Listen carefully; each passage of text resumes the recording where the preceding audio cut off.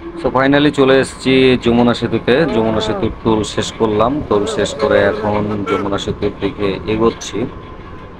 তো আসলে অনেক তাড়াতাড়ি চলে এসেছি, কারণ সিরাজগঞ্জ হাইওয়েটা অনেক টেনে এসেছি। সেক্ষেত্রে মোটামুটি অনেক তাড়াতাড়ি চলে এসেছি।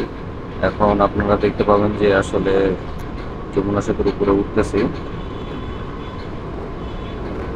তো যমুনা সেতুতে এর আগে অনেকবারই এসেছি, বাট ভিডিও করা সেভাবে হয় নাই।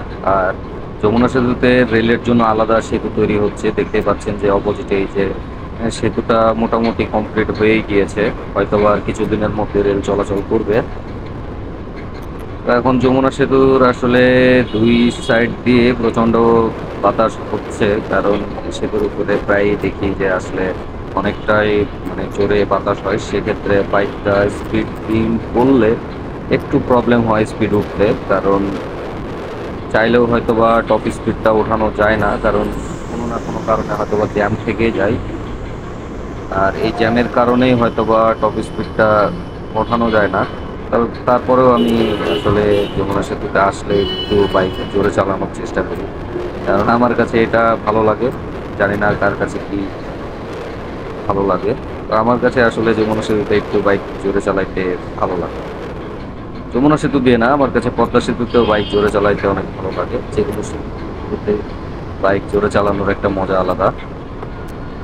যাই হোক, আসলে যমুনা সেতুর উপর দিয়ে বাইক চালাইতেছি অনেক জোরে সোরে, ভালোই লাগতেছে। তো পিলিয়নের কারণে আসলে ওইভাবে টপ স্পিডটা ওঠানো সম্ভব না। মোটামুটি একটা অ্যাভারেজ স্পিডে যাচ্ছি এখন, 112-13 এইরকম স্পিডে আর কি।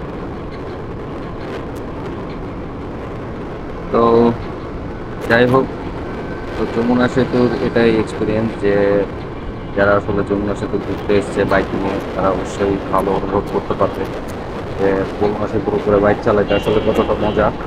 তবে ফাঁকা হইলে হয়তোবা আরেকটু বেশি মজা পাওয়া যায়।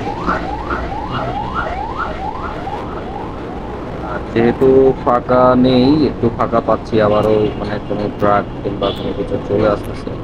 আর একটা বিষয় আমি আসলে লক্ষ্য করতে পারি নাই, তার জন্য আন্তরিকভাবে দুঃখিত। যে লেন্সের উপরে যে আসলে ময়লা পড়ছিল, পোকা পোকা পড়ছিল আর কি, এটা আমি খেয়াল করি নাই। কারণ বাইক চালাতে চালাতে হয়তো বা লেন্সটা ওয়াশ করে নিতে হইতো, আমি এটা বুঝতে পারি নাই, এই জন্য আন্তরিকভাবে দুঃখিত। তো এই হইতেছে অবস্থা। হয়তোবা আর 2-1 মিনিটের মধ্যেই আমি যমুনা সেতু ক্রস করে ফেলবো। আসলে বাইক নিয়ে দূরে কোথাও জার্নি করার মজাটাই আলাদা। আসলে যারা বাইকার ভাই আছেন অবশ্যই তারা এই বিষয়টা খুব ভালোভাবেই জানেন যে আসলে দূরে ট্যুর করতে মজাই আলাদা। তবে গ্রুপের সাথে গেলে আরো বেশি মজা হয়। তারপরেও যেহেতু আমি একা যাচ্ছি এবং আমার সাথে একটা ফ্রেন্ড আছে, জাস্ট আমরা দুইজন মিলেই আসলে ঢাকা যাচ্ছি বাইক কেনার উদ্দেশ্যে। বাইক কেনা হয়ে গেলে দেন আবারও আজকেই হয়তো বা ব্যাক করবো। যমুনা সেতু আর বেশিক্ষণ নেই, আর অল্প কিছুক্ষণের মধ্যেই যমুনা সেতু শেষ হয়ে যাবে। তবে ট্রেনের সেতুটা কমপ্লিট হয়ে গেলে আরো ভালো হবে, কারণ রেলের জন্য সেটা আরো ভালো হবে। কারণ এই সেতুতে রেল প্রচণ্ড আসতে যায়, কারণ না হলে ব্রিজের হয়তো বা ক্ষতি হতে পারে। এই জন্য রেল অনেক আসতে যায়, এই জায়গায় অনেক সময় লেগে যায় রেলের। সেক্ষেত্রে আলাদা সেতু হলে সেতুর উপরে চাপটা কম পড়বে এবং সেটা সেতুর জন্য ভালো হবে এবং আমাদের জন্য যাত্রা সময় বাঁচবে। তো এই ভিডিওটি এই পর্যন্তই। এখন ক্রস করে গেলাম, এই যে যমুনা সেতু শেষ হয়ে গেল।